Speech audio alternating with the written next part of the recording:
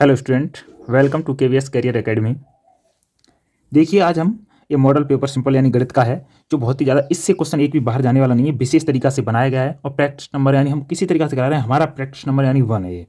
और फिर हम इसी तरीका से हम 3-4 फैक्ट सेट कराएंगे और उसके अंदर एक उससे बाहर एक भी क्वेश्चन जाने वाला नहीं है। इस बात की विश्वास मानना, एक बार क्लास को देख लेना और उसके बाद फिर एग्जाम में बैठना, तब पता चलेगा तुम्हें, न बाद में फिर पछताओगे। और जिन लोगों को अगर यकीन नहीं हो कि इससे कुछ बाहर आ सकता है, तो आप क्या करना कि इसको न देखना और पेपर दे आना, उसके बाद इसे जरूर देख लेना एक बार, तब आपको एहसास होगा। तो वो एहसास ना हो कि अफसोस ना हो, उससे पहले ही इसे एक बार देख लें। ज़्यादा टाइम न लेते हुए हम क्वेश्चन को स्टार्ट करते हैं और बिल्कुल बेसिक तरीके से क्वेश्चन को समझाएंगे और उस तरीके से समझाएंगे जिस तरीके से एग्जाम मांगता है, यानी यूपी बोर्ड मांगता है। कुछ ऐसे ही क्वेश्चन कर दिए जाते हैं गलत सलत, फिर बोलते हैं कि हम तो क्वेश्चन करके आए थे, आंसर भी मिलाए थे, फिर सही क्यों नहीं हुआ, हमें नंबर क्यों नहीं मिले, तो सभी कारण होता है। चलो ना टाइम लेते हुए हम सॉल्व करते हैं। तो पहले पेपर को देख लीजिए क्या बता रहा है, यानी मॉडल पेपर क्लास 10 यानी कक्षा 10 का बता रहा है। तो उसमें क्या होता है कि पहले दिए पहला खंड दे रखा है, टाइम कितना दे रखा है कि 3 घंटे 15 मिनट देता है।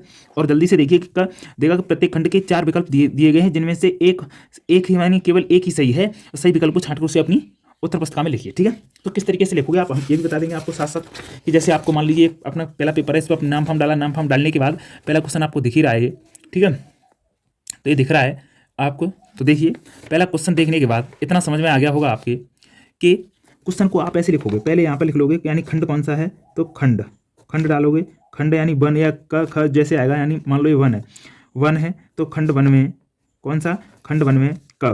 तो क्वेश्चन नंबर कौन सा, 1 का क, ऐसे डाल लिया। ठीक, यहाँ तक समझ गए होंगे। अब क्वेश्चन क्या कह रहा है कि क्वेश्चन को लिखिए, क्या कह रहा है कि 15 और 18 और कितना 24 का क्या निकालना है, कि बताइए एलसीएम क्या है, यानी लासा क्या है, ये पूछ रहा है। आप इसे आसानी से अपनी भाषा में कैसे लिख सकते हो, तो हम इसके लिए हम आपको बताते हैं कैसे करोगे आप। ठीक है, तो इसलिए क्या बोला इसने, कोई मतलब ऐसा इसमें लॉजिक नहीं लगाया कि कौन सी विधि से करना है, तो इसे कोई सी विधि से कर सकते हो। तो फिर आप किस विधि से करेंगे, आप करना चाहेंगे आप गुणनखंड विधि से कर दें, सीधे कर दो। कैसे कि यानी 15 का फैक्टर कितना होता है, 15 को हम लिखते हैं 3 × 5, ऐसे फैक्टर करनी है जिसका फैक्टर ना हो सके। ठीक है, अब 18 को कितना लिखा जा सकता है बताइए तुम, 18 को यानी 2 और 3 × 3। देखो सबके अलग अलग फैक्टर हो गए। ठीक, इसी प्रकार अब 24 को कैसे लिखा जा सकता है, कि 24 के फैक्टर करो तो क्या किया जा सकता है, 2 ×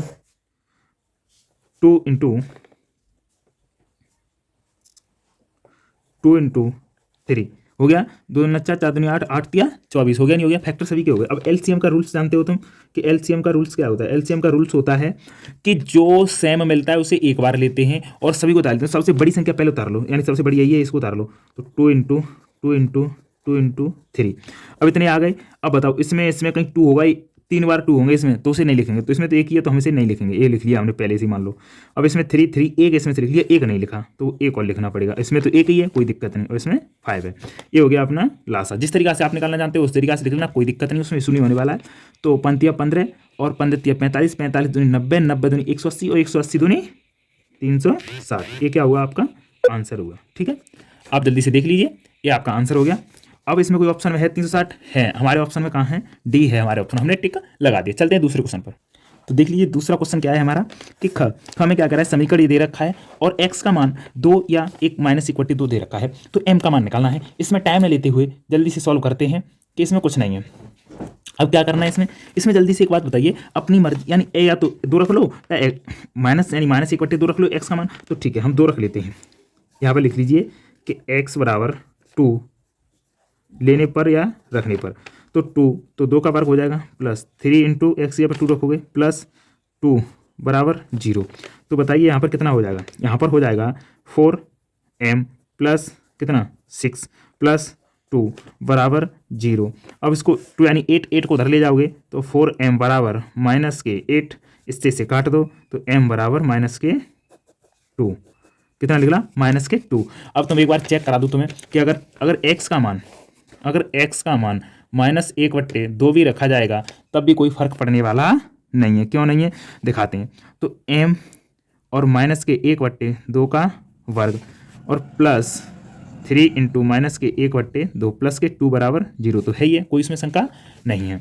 अब देखो, तो इसका वर्ग करोगे तो प्लस माइनस प्लस हो जाएगा, तो क्या हो जाएगा, m/4 प्लस माइनस के हो जाएंगे -3/2 और प्लस 2 = 0। अब एक बात बताइए, यहाँ से 4 का भाग देते चलिए, लासा ले लेंगे 4 का, तो इधर ले जाइए, चलो पहले माइनस प्लस के, तो m/4 बराबर ये प्लस के हो जाएंगे 3/2 और वो माइनस के हो जाएंगे। इसका लासा लोगे 2, कितना हो जाएगा 3 और ये माइनस के 4 बराबर m/4। अब इससे 2 से 2 बार, और इसमें से क्या माइनस का 1, माइनस के 1 में जब गुणा होगा इस वाले 2 का उधर जाके, तो कितना बचेगा m बराबर माइनस के 2। तो यानी कोई सा लिख लीजिए, इससे 2 रखने से बढ़िया आंसर अपना आ रहा है, तो हम 2 रख लेंगे। ठीक है, देख लीजिए। अब चलते हैं नेक्स्ट क्वेश्चन पर। देखिए अब तीसरा सवाल क्या कह रहा है कि बिंदु 3,4 की मूल बिंदु से दूरी, यानी मूल बिंदु से दूरी, मूल बिंदु क्या होता है 0,0, तो इसे मान लीजिए x1, इसे मान लीजिए y1, इसे x2 और इसे y2। जल्दी से सॉल्व कर लोगे इसे आप जल्दी से इतनी कोशिश कर पाओ उतनी तरीके से कर लो। अगर ऐसा क्वेश्चन दे रखा है तो सॉल्व ऐसे करना है, और नंबर में दे रखा है, एक नंबर में टिक मरवा रहा है तो हम बताएंगे कैसे सॉल्व करना, वो भी बताएंगे। पर दूरी ज्ञात करवा रहा है तो d बराबर क्या करोगे, अंडर में लिखोगे x माइनस x2 का वर्ग, और क्या करोगे प्लस y1 माइनस y2 का वर्ग। तो देखो अब x1 में से x2 जाएगा तो 3 ही बचेगा, 3 का वर्ग, प्लस 4 में से 0 जाएगा तो यानी 4 का ही वर्ग बचेगा, और डायरेक्टली हम क्या कर देंगे 9 प्लस 16 बराबर यानी 25, तो 25 का वर्गमूल कितना होता है, d बराबर कितना निकला 5। आंसर कितना आया 5।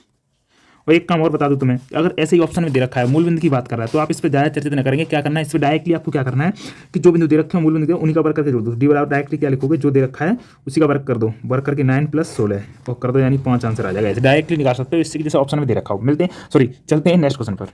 देखिए नेक्स्ट क्वेश्चन क्या है कि त्रिभुज ABC और त्रिभुज BDE दो समबाहु त्रिभुज हैं। समबाहु त्रिभुज का मतलब सभी भुजाएं इनकी बराबर हों, ठीक है। तो D भुजा BC का मध्य बिंदु, जो D है इसका मध्य बिंदु है। मध्य बिंदु का मतलब क्या होता है, यहाँ से एक पॉइंट नोट कर लीजिए। मध्य बिंदु का मतलब है कि BC बराबर 2BD, क्योंकि ये इसका आधा है तो यानी BD का 2 गुना BC यानी क्या होगा BC, ठीक है। इसी प्रकार जब A है तो उसकी कोई जरूरत खास है नहीं, चलो ठीक है इतना है। तो ये क्या कह रहा है कि त्रिभुजों के ABC और BDE, ये वाला त्रिभुज इसमें बनना है। क्यों बनना है, कहाँ से समझ गए होगा, इससे B से, क्योंकि BD का मध्य बिंदु है तो फिर कहाँ जाएगा, यहाँ पे जाएगा।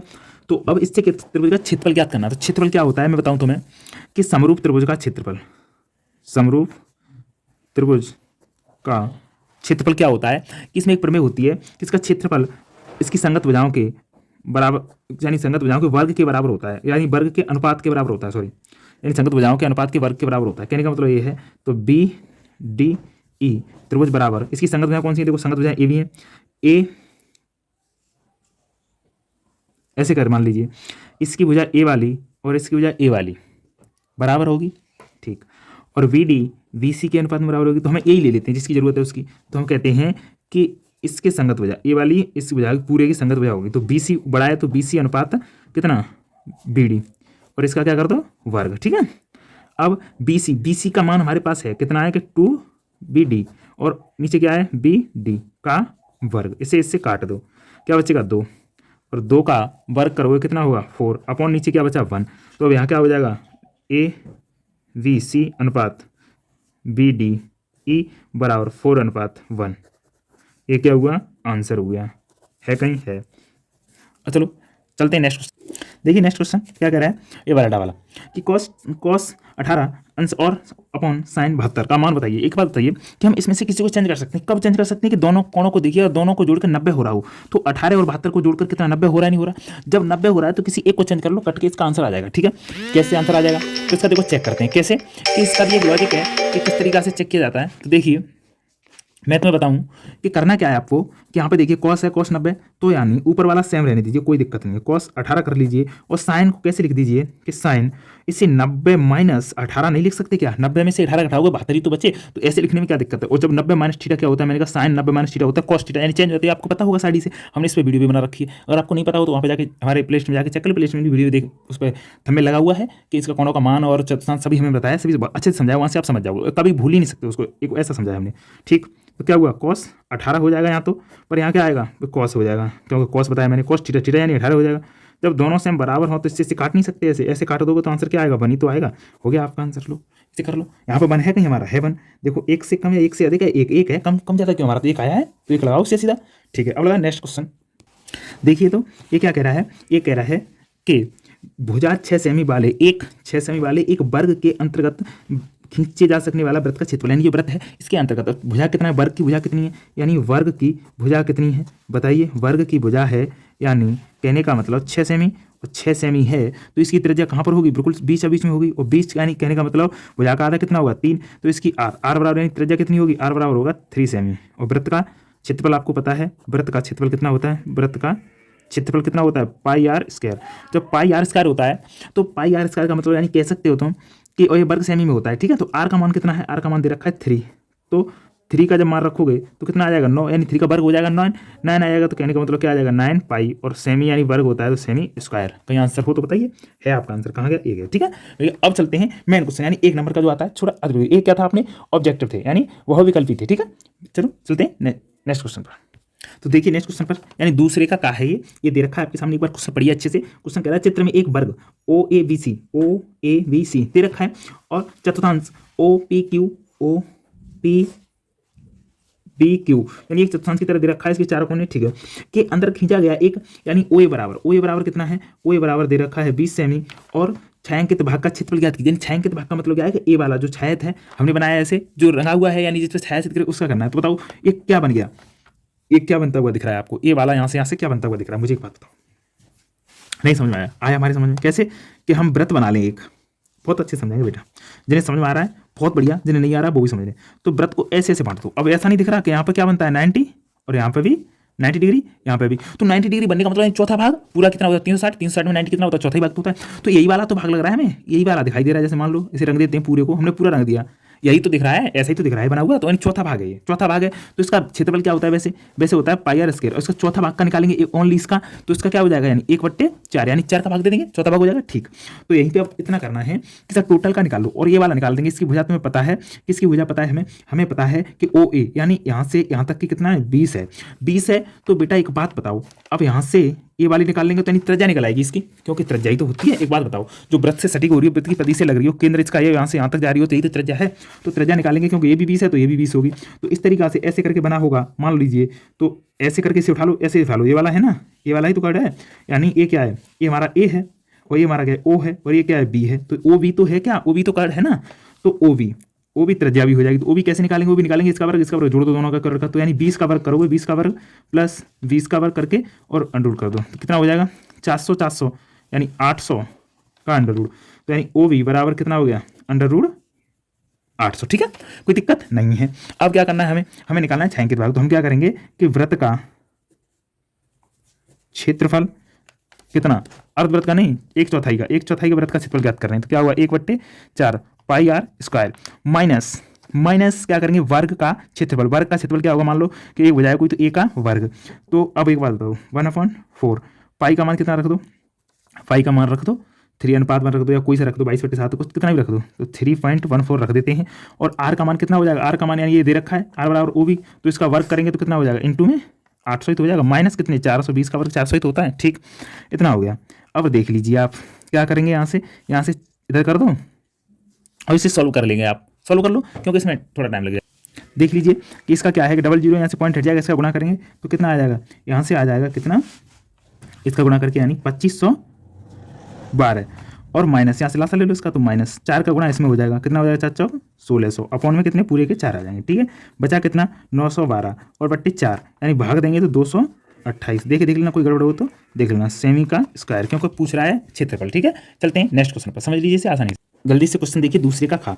चित्र में क्या दे रखा है, चित्र में बता रहा है कि डीई और बीसी समांतर, यानी समांतर है, कहने का मतलब डीई समांतर बीसी, भुजा एडी की लंबाई यानी डीई समांतर बीसी, यानी ये इसके समांतर का मतलब यानी जानते ही तुम, एडी की लंबाई ज्ञात कीजिए, यानी एडी की लंबाई ज्ञात करवा रहा है, जबकि दिया गया एई बराबर दे रखा, सबका मान दे रखा है, तो यानी क्या है समांतर चतुर्भुज, यानी समांतर हो जब तो भुजाएं और समरूप त्रिभुज, यानी दोनों इसके समांतर समरूप है। समरूप का मतलब क्या होता है, जब समरूप होता है तो समरूप होने का मतलब यानी हम कह सकते हैं समरूप का चिन्ह होता है सर्वांग सम या समरूप, तो यानी ए त्रिभुज ए बी सी समरूप त्रिभुज क्या ए डी ई है, तो क्या होगा इसकी संगत भुजाओं का अनुपात होगा बराबर, तो इसकी संगत भुजाओं का अनुपात मतलब यानी ए सी, तो ए सी का अनुपात ए ई बराबर ए बी अनुपात कितना ए डी, तो हमें ए डी निकलवाना आ गया, तो ए सी का मान कितना दे रखा है, ए सी का मान बताइए, ए सी का मान कितना दे रखा है डायरेक्टली, देख लीजिए, जब इतना हो गया ए सी, तो एक बात बताइए ए सी कब होगा, ए सी को कैसे लिख सकते हैं, हमें ए ई का मान दे रखा है, ए ई और सी ई का मान दे रखा है, यहाँ से यहाँ तक का मान है, हमें ये पूरा है, तो पूरा हम किस कैसे लिख सकते हैं, ऐसे तो लिख सकते हैं कि ए ई प्लस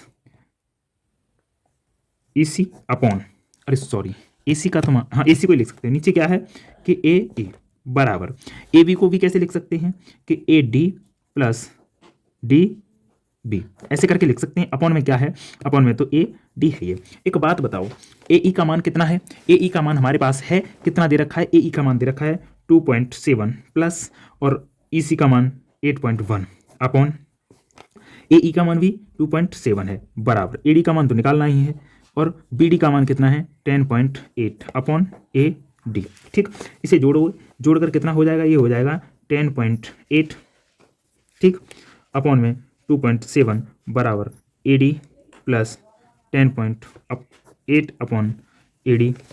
इससे से काट दोगे कितना कट जाएगा, 4 बार यानी 4 ए डी और माइनस ये वाला इधर आ जाएगा ए डी, तो बचा कितना 10.8 यानी 3 ए डी बराबर 10.8 यानी 3 से 3 से काट दो तो ए डी बराबर कितना हो जाएगा 3.6। समझ में आया, सेमी, यानी ए वाला मान निकला 3.6 सेमी। ठीक है, क्वेश्चन लिख लीजिए जल्दी, समझ लीजिए क्वेश्चन को, पढ़ लीजिए जल्दी से। कौन से क्वेश्चन पा रहे हैं हम, गा पे आगे। गामा क्या कह रहा है कि यदि साइन वामन और साइन 38 और क्या कह रहा है माइनस कॉस वामन और कॉस 38, ठीक है, इसका मतलब मान ज्ञात कीजिए। हमने क्वेश्चन लिख लिया अपनी कॉपी पर, आ जाइए, इसका मान ज्ञात करना है, यानी कहने का मतलब इसका मान ज्ञात करना है। किसका, ये आपके सामने दे रखा है, देखिए जल्दी से। तो क्या कह रखा है क्वेश्चन कि साइन बामन और साइन 33 और माइनस कॉस बामन कॉस 33, तो एक फॉर्मूला होता है अपने पास, इसका फॉर्मूला क्या होता है देख लीजिए एक बार, हम समझाते हैं तुम्हें कि कॉस ए या साइन साइन भी कॉस से ऐसा कुछ भी कर लो, कॉस से कॉस भी माइनस साइन साइन भी कुछ भी हो जाता है, ऐसे करके कुछ ना कुछ हो जाता है, यानी कुछ ना कुछ नहीं, समझ रहे हो तुम, cos A cos B minus sign A sine B, ये होता है, क्या होता है इसका होता है कॉस ए प्लस बी, समझ गए।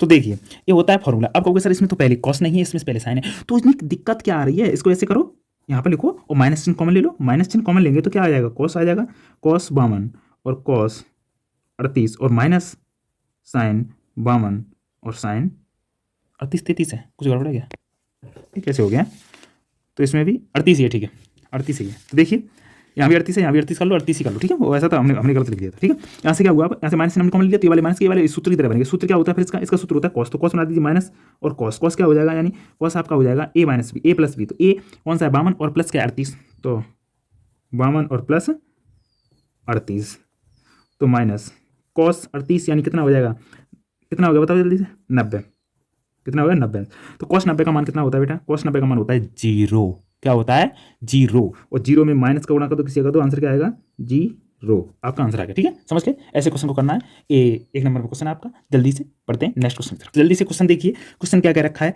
कि यानी नेक्स्ट क्वेश्चन पर पहुंच के गा पे हम ये कह रहा है गा पे कि संख्या 1656 और 4025 का मासा ज्ञात कीजिए यूक्लिड विभाजन विधि से। तो यूक्लिड विभाजन विधि क्या है, यानी यूक्लिड विभाजन विधि क्या है, हमने इस पर वीडियो भी बहुत अच्छे से बनाई है, क्योंकि इस पर एक नया क्वेश्चन हर बार आता है और हर बार आना ही क्वेश्चन है, 2 क्वेश्चन एक क्वेश्चन आते ही रहते हैं। इस पर देख लीजिए, हमने पूरी वीडियो बनाई है, 2-3 वीडियो बनाई है, इस पर विशेष तरीके से प्रैक्टिस भी कराई है और अच्छे से अच्छा समझाने की कोशिश की बेटा। तो जल्दी से जाकर आप क्या करें, क्वेश्चन को देख सकते हैं। देखो आप क्या समझते हो, ऐसे समझते हो भाई बोर हो रहे हैं, इतना टाइम कौन देखेगा, ऐसा क्या, भाई जिस चीज़ में मन नहीं लगता ना वही चीज़ आती है, ये सत्य है।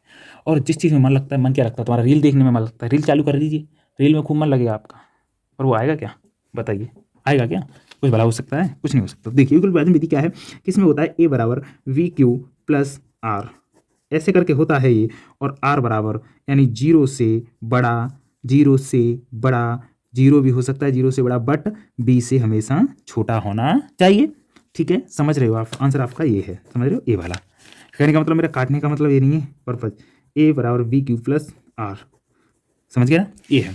तो सुनो, अब हम b का मान क्या, ए बी तो ये संख्या है, क्या a को b को कैसे माना जाता है, a हमेशा बड़ा होना चाहिए, a हमेशा बड़ा होना चाहिए b से, तो इसमें बड़ा कौन सा 1600 यानी 4000, तो 4025 बड़ा है इसमें, तो हम करेंगे 4025 बराबर, स्टेप 1 लिख लीजिए, स्टेप 1 में ऐसे स्टार्ट करते हैं हम, 4025 बराबर b की जगह रखेंगे कितना 1656, 56 इंटू क्यू का मान कहाँ से लाएंगे सर? क्यू का मान वो है कि इतनी बार डिवाइड करो और जो शेषफल बच जाए, यानी भाग की तरह है। कहने का मतलब 1600 से इसमें भाग दो, कितनी बार जाएगा?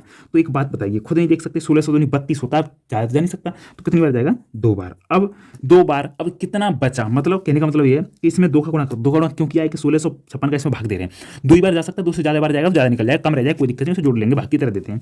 तो बताओ 2 का गुणा करेंगे तो कितना हो जाएगा? 12। एक इधर साइड में करके देख लेते हैं, चलो साइड में करते हैं तो कितना? 56 यानी 12 और 5 10 11 और 12 1 13 और 2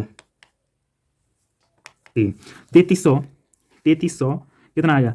3312 यानी कहने का मतलब 700 और 13 713 बच्चे, कितने बच्चे?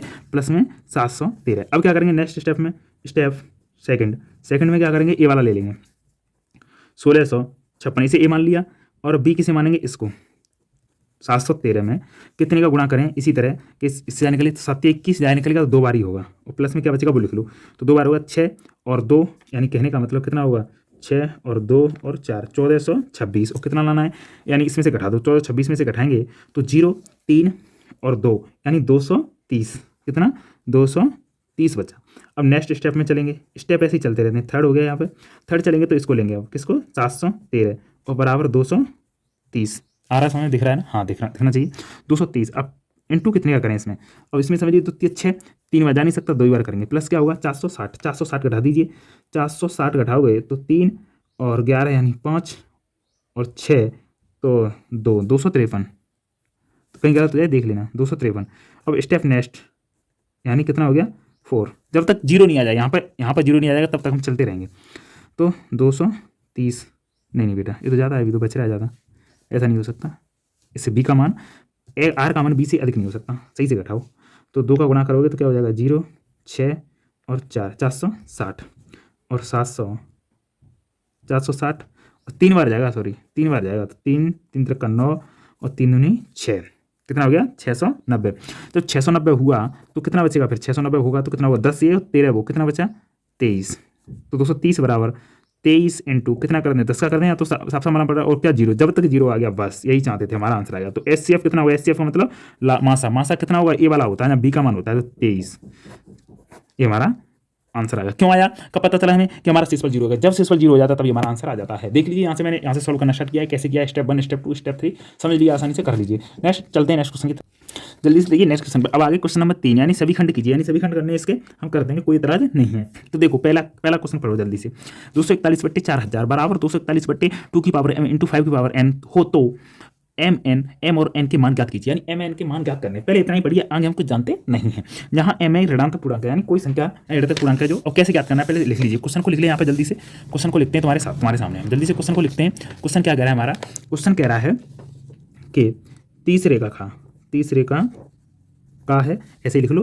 अब यहाँ पे लिखते हैं क्या है? 241/4000 बराबर 241/2 की पावर m इंटू 5 की पावर n है। तो एक बात बताओ, यहाँ दोनों जब इसके बराबर है तो ये भी तो इसके बराबर होगा, तभी तो बराबर हुआ है। यहाँ पे कहीं ना कहीं मान 4000 है, तो 4000 के ऐसे फैक्टर करो कि 2 और 5 के इंटू में लिख दें। तो यहाँ पे फैक्टर करना स्टार्ट कर दो, 4000 के फैक्टर करते हैं। चलो यहाँ पे ऐसे करना, सेम कोई चीज दोहरा नहीं है, 4000 के फैक्टर करनी है। तो कितना हो जाएगा? 2000, फिर 2 से काटो, जब तक कट रहा है तब तक 1000, फिर 2 से काटो 500, फिर 2 से काटो 250, फिर 2 से काटो तो कितना हो जाएगा? 125 यानी 125। फिर 2 से कटेगा नहीं तो फिर किससे कटेगा? 5 से काटो तो 25, फिर 5 से काटो 5, फिर 5 से काटो 1, कट गया यहाँ से। अब समझ लीजिए 2 की पावर कितना? तो 1 2 3 4 5 यानी 5, 2 की पावर 5 इंटू 5 की पावर 3। समझ गए? कहने का मतलब हमारा यहाँ पे आंसर हमारा कितना हो जाएगा? 241/2 की पावर 5 इंटू 5 की पावर 3 ये आ जाएगा। तो एम एन का मान यहाँ से निकला, तो मान एम बराबर कितना आया? 5 और n बराबर कितना आया? 3 आ गया। ठीक, यहाँ तक हमारा क्वेश्चन हुआ। अब क्वेश्चन आगे कह रहा था, पढ़िए जल्दी से क्या कह रहा है। तो भाग की प्रक्रिया किए बिना दशमलव प्रसार ज्ञात कीजिए। अब क्या कह रहा है वो कि इसका कहने का मतलब किसका दशमलव प्रसार? यहाँ तक आपने सॉल्व कर लिया। अब यहाँ पे लिखोगे आप दशमलव प्रसार किसका? कि 241 कितना? 2 की पावर 5 इंटू 5 की पावर 3 इसका करना है, बिना किसी भाग दिए हुए। भाग की प्रक्रिया ऐसे नहीं कि 5/5 ऐसे भाग दो, मत दो। पर एक बात मेरी सुन लो, अब क्या मैं तुम्हें यहाँ पर पूछना चाहता हूँ, थोड़ी सी बात पूछना चाहता हूँ कि यानी 5 × 2 कितना होता है, 10 होता है। और 10 की पावर कितनी भी लगा दो, कितनी भी जीरो बढ़ा दो, हम डायरेक्टली तो कर देंगे। कैसे? हम मैं इस सवाल नहीं कर रहा, अब तुम टाइम सर भूल ले रहे हो, इतना टाइम हमें कहाँ मिलेगा बेटा, इतना टाइम ही मिलेगा तुम्हें। यहाँ पे मैं तुम्हें समझा रहा हूँ, वहाँ तुम्हें समझाना नहीं है। तो देखो ऐसे मान लो 2/10 लिखा है, तो अब इसे तुम कैसे काटोगे, एक ऐसे काटो, कैसे 2 × 2 = 2 × 5, फिर 5 से काटोगे ऐसे, और डायरेक्टली ऐसे कह दो तो 5 से काट दो, मान लो 1/5 आएगा, फिर 5 का इसमें भाग दो, कितना आंसर आएगा। कहने का मतलब ये है कि 2.25 आएगा, सॉरी 0.2 आएगा। और इसका डायरेक्टली जीरो दे दो तो कितना आ जाएगा, 0.2 नहीं आ जाएगा, एक जीरो आगे बढ़ा दो, बस देने का फर्क है, बस वैसे ही करवा रहा है। तो एक बताओ, 2 है 5 है, इसका आपस में गुणा कर सकते हैं क्या? नहीं कर सकते सर, अभी कर सकते हैं कितना, इस पर 5 घाते हैं, इस पर 3, अगर घाते बराबर होती तो हम कर सकते थे। तो ठीक है कर लो, घाते बराबर, क्या दिक्कत है। 5 में तो कम है, किसमें कम है, 5 में कितनी कम है, 2, तो 2 ऊपर कर दो, 2 नीचे कर दो, ठीक है। 241 और इंटू 25, और इसका क्या हो जाएगा 2 की पावर 5 × 5 की पावर 5, क्योंकि 2 3 ये 2 5 हो गई, ठीक बेटा। अब ये 5 हो गई कहने के बाद, अब इसमें गुणा कर दो, 25 सेकंड, 25 की 5 और 25 चौका 100, 100 और 2 102, हासिल बची 10, 25 दूनी 50, 50 और 10 कितना 60, ठीक है, समझ गए आप। और यहाँ कितना हो जाएगा 2 × 5 की पावर 5, एंड दोनों की पावर बराबर है, उसको कोई दिक्कत है क्या? नहीं है सर, नहीं है। तो क्या हो गया 600, 6025 अपॉन में 5 दूनी 10, और 10 की घात 5 का मतलब क्या होता है 0, 5, 1 2 3 4 5, यानी 5 जीरो, यही तो मतलब होता है। तो अब 1 2 3 4 और यहाँ पर कितनी है 5 जीरो, तो एक अंक और बढ़ा दो, तो क्या कर देंगे 0.06025, ये आएगा हमारा आंसर। कर दीजिए आप फटाफट, ऐसे करते हैं दशमलव बिना प्रसार यानी कि बिना भाग किए प्रक्रिया की, ठीक है, समझ में आएगा, ऐसा करता हूँ। चलते हैं नेक्स्ट क्वेश्चन, खा वाले क्वेश्चन पे आगे। इसका क्वेश्चन पढ़िए जल्दी से, क्या करा, दोगा समीकरण x² + 2vx और -a² - b² दे रखा है ब्रैकेट में, यानी ब्रैकेट खोलोगे इसका तो ये चिन्ह बदल जाएंगे, बराबर 0 दे रखा है, ठीक है। जल्दी से क्वेश्चन देख लीजिए, एक बार पढ़ लीजिए। तो देखो क्या करना था, यानी हल करना है, क्या बोला है उसने कि हल करना है, तो अब हल ही तो करना है, तो हल कर दीजिए। कैसे करोगे, सुनो, हमने क्वेश्चन लिख लिया यहाँ पर, दोगा समीकरण है, दोगा समीकरण को हल करना आप जानते हो सॉरी। तो देखो कैसे हल करते हैं कि x यानी x, इसके क्या करने हैं आपको, खंड करने हैं, या तो सूत्र से कर दिया, पर सूत्र से नहीं बोला उसने, तो डायरेक्टली आप कर दीजिए। क्या करोगे आप कि x² minus plus 2vx minus, इसको ऐसे नहीं लिख सकते क्या, एक कोष्टक में a - b, दूसरे कोष्टक में a + b = 0। सुनो क्या होता है यहाँ पे, तुमने देखा होगा कि इससे गुणा करके लाते हैं, और इससे यहाँ पर माइनस है तो घटाकर, और प्लस है तो जोड़कर। यहाँ पर क्या है माइनस, तो माइनस का मतलब घटाकर लेके आएंगे, कहने का मतलब यहाँ पे देखो ऐसे नहीं ला सकते, इसका आपस में गुणा करें, हमको इसी संख्या ले लें कि गुणा करने पर तो इतना आ जाए और जोड़ घटाने पर इतना आ जाए, तो हम यही ले लेते हैं। हमने ले लिया कि a - b है एक, और दूसरी क्या है a + b है, इन दोनों का गुणा करेंगे तो क्या आ जाएगा, गुणा करने पर आ गया a² - b², और इसका घटाएंगे अगर तो a - b में से -a और -b घटाएंगे। जब घटाया तो इसमें से इसको घटा दो, कम वाले को घटा दो, तो प्लस में से और माइनस वाले को घटाएंगे तो ये तो हो जाएगा माइनस का, ये हो जाएगा प्लस का, तो ए से ए कट गया और b यानी 2b हो गया। देखो समझ लीजिए, अब आते हैं क्वेश्चन पे, ठीक है, कर लीजिए। तो यहाँ पर लिख लीजिए x² प्लस कितना होगा, x तो है ही है, 2 की तो जरूरत नहीं है। तो अब यहाँ पे करते हैं कितना a + v, ठीक है, x minus a - b x और प्लस, सॉरी माइनस आएगा तो हाँ, माइनस के a² - b² है, ये बराबर 0। अब देखिए यहाँ पे क्या x कॉमन ले सकते हैं, तो x कॉमन लिया तो x प्लस, बड़ा कोष्टक लगा लो क्योंकि छोटा कोष्टक है, तो x + a + v आ गया बड़ा कोष्टक, माइनस यहाँ से भी कॉमन ले लो, a कॉमन ले लें हम यहाँ पर, माइनस का a - b, तो बड़ा कोष्टक लगा लीजिए। यहाँ पर क्या x बचेगा, यहाँ पर क्या बचेगा माइनस है, तो माइनस हमने पहले ले लिया तो ये क्या आ जाएगा प्लस हो जाएगा। अब इसमें से माइनस वाला हमने ले लिया तो कौन सा बचेगा, प्लस वाला। अगर किसी ने पढ़ रखा है तो उसके अच्छे समझ में आ रहा होगा, ठीक है, नहीं पढ़ रखा उसे भी हम समझाने की कोशिश करेंगे। अब यहाँ से देखो a और ये सेम नहीं है क्या, x + x, तो x + a + v, एक कोष्टक में, दूसरे कोष्टक में x माइनस, अब इस माइनस का यानी बड़े कोष्टक में लिख लो इसे, अभी दिक्कत आएगी, तो x - a - v = 0, बड़ा कोष्टक लगा दो। अब एक बात बताइए, यहाँ से हमारा माइनस का निकलेगा, यहाँ से प्लस के हो जाएंगे, तो हम प्लस वाला ले लेते हैं, एक बार ऐसे 0 भेज दो, एक बार तो x - a - v = 0, तो x = a - b, एक तो ये आ गया, और दूसरा मान क्या आएगा इसका कि x - a जाएगा तो माइनस का a और माइनस का b, कहने का मतलब हम माइनस तो a + वी, ये हो जाएगा। देख लीजिए दोनों आंसर है। तो इसका हल करना था, एक समान हमने निकाल दिया, बहुत सिंपल तरीके से निकाल लिया, कुछ सोचने समझने की बात नहीं है। ठीक है, देखिए नेक्स्ट क्वेश्चन कौन सा है? हाँ, ये आ गया घन वाला। ठीक, घर वाला क्वेश्चन आ गया। तो घर वाला देखिए क्या कह रहा है, दो घनों जिनमें से प्रत्येक घन का आयतन कितना दे रखा है, आयतन 343 दे रखा है। तो मान लीजिए कोई घन है जिसमें से घन का आयतन क्या होता है, घन का आयतन होता है ए क्यू। तो ए क्यू बराबर कितना दे रखा है, 343। आप लिख लोगे हिंदी में, घन का आयतन कितना दे रखा है, 343। तो ए बराबर निकालोगे तो कितना निकलेगा, 7। समझ रहे हो, 7 का क्यू होता है।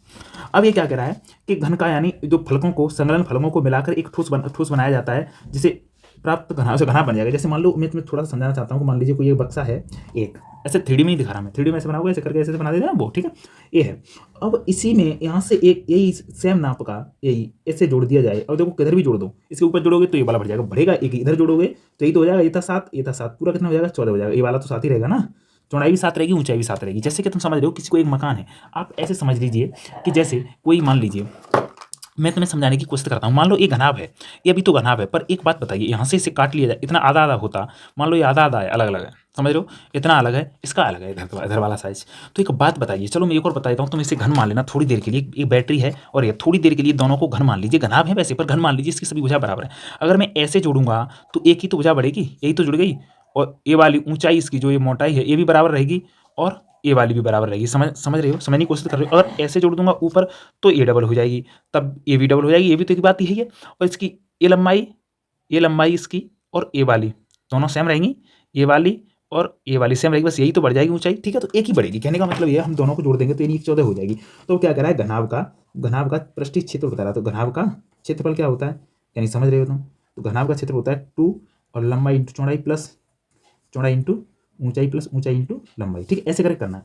तो 2 into 14 into 7 plus 7 into 7 plus 7 into 14। इसमें जुगाड़ लगाइए, 2 इंटू 49 ले लीजिए, क्या कॉमन, इसमें 7 7 49, तो यहाँ कितना बचेगा, 7 7 49, यानी 7, 2 बचेगा यहाँ से कितना, अरे 7 दूनी इसमें से निकालोगे 2 बचेगा ना, 2 प्लस यहाँ से कितना बचेगा 1, और प्लस यहाँ से भी 2 बचेगा। ठीक है, तो यहाँ से 2 इंटू 49 लिख रहे 2 प्लस 5 यानी कितना हो जाएगा, 5 5 दूनी 10, और 10 यानी 490, क्या आएगा, 490 का वर्ग। ठीक है, समझ में आएगा, बहुत आसानी से कर लिया आपने। नेक्स्ट क्वेश्चन की तरफ चलते हैं। देखो क्वेश्चन को पढ़िए अच्छे से। पहले क्वेश्चन क्या कह रहा है, क्वेश्चन कह रहा है कि एक त्रिभुज का क्षेत्रफल दे रखा है, क्षेत्रफल ज्ञात कीजिए जिसके शीर्ष निर्देशांक दे रखे हैं, शीर्ष ये दे रखा है, ये दे रखा है, ये दे रखा है, 3 शीर्ष दे रखे हैं, कोई दिक्कत नहीं, त्रिभुज बना लीजिए। हम यहाँ पर क्या करते हैं, एक त्रिभुज बनाने की कोशिश करते हैं। एक त्रिभुज बनाया, इसका बताएंगे फॉर्मूला क्या होता है, ए हुआ ए, ए हुआ बी, ए हुआ सी। तो अब देखो सभी के निर्देशांक बता दीजिए। पहले का निर्देशांक कितना है, पहले का निर्देशांक रखना है ए कॉमा बी प्लस सी, समझ में आ रहा है ना, ए कॉमा बी प्लस सी। और बी वाला क्या है कि बी कॉमा सी प्लस ए। तीसरा क्या है, सी कॉमा ए प्लस बी। ठीक है, इसका क्षेत्रफल, त्रिभुज का क्षेत्रफल क्या होता है, क्षेत्रफल बराबर 1/2 क्या होता है, बड़ा ब्रैकेट लगा दीजिए, x1 3 plus x2 y3 minus y1 plus x3, और यहाँ पर क्या हो जाएगा, y1 माइनस y2 ब्रैकेट बंद। ठीक है, अब यहाँ से y1 y2 कहाँ से आएगा, देखो तो x1 ये गया y1, x2 y2, x3 y3। ठीक है, तो 1/2। अब x1 का मान कितना है, a है, और y2 का मान कितना है, c प्लस a, और माइनस y3 का मान कितना है, a, और माइनस का गुना होगा तो माइनस के v, और ब्रैकेट बंद, प्लस x2 का मान कितना है v, y3 का मान कितना है a प्लस b, ये वाला समझ रहे हो, हाँ। और अब y1 का मान क्या है, माइनस होगा तो माइनस के v माइनस के c, ब्रैकेट बंद, x3 का मान क्या है c, और ब्रैकेट। अब कितना y1 का मान कितना है v प्लस सी माइनस के y2 के यानी c माइनस के a, ब्रैकेट बंद। अब देखिए जो कट रहा है उससे काट दीजिए, आपका आंसर आ जाएगा। यहाँ से देखो a से a कट रहा है, b से b कट रहा है, c से c कट रहा है, बचा नेक्स्ट क्वेश्चन में 1/2 ब्रैकेट a ब्रैकेट में c minus v plus v a minus c। ठीक है, प्लस c ब्रैकेट में b माइनस a, ब्रैकेट बंद है। ठीक है, अब एक बार इसमें गुणा कर दीजिए, 1/2 का गुणा करोगे तो इसमें क्या हो जाएगा, ac minus av plus av minus vc plus vc minus के ca, ब्रैकेट बंद। ac माइनस के ac प्लस के काट दो, bc av सभी कट गए, कहने का मतलब 0। आंसर कितना आया, 0। क्षेत्रफल कितना आया, 0। अब क्वेश्चन हो गया, चलते हैं नेक्स्ट क्वेश्चन की तरफ।